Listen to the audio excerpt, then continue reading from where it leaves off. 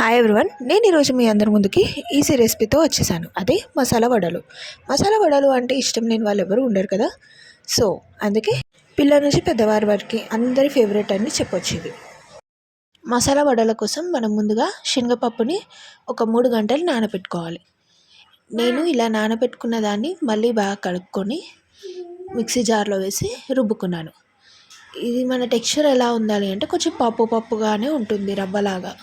మరీ మెత్తగా కూడా గ్రైండ్ చేయొద్దు, అండ్ వాటర్ అస్సలే వాడకూడదు. ఇందులోనే మనం కొన్ని నానిన శనగపప్పును పక్కన ఇందులో కలుపుకోవాలి మిక్సీ చేసిన దాంట్లో.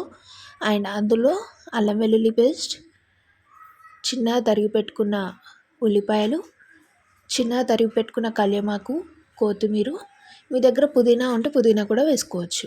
అండ్ టేస్ట్కి సరిపడా సాల్ట్, కారం అండ్ జీలకర్ర వేసుకున్నాక ఇందులోనే మనం కొంచెం గరం మసాలాను వేసుకొని చిటికెడు ఇంగువను కూడా వేసుకొని అన్ని మిక్స్ అయ్యేలా బాగా కలుపుకోవాలి.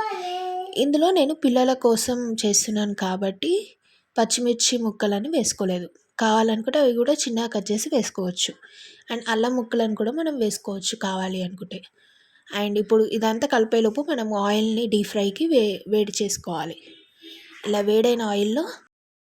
బాగా వేడైన ఆయిల్లో మనము ఈ పిండిని బాల్స్లా చేసుకొని వడల షేప్లో చేసుకొని ఆయిల్లో వేసుకోవాలి.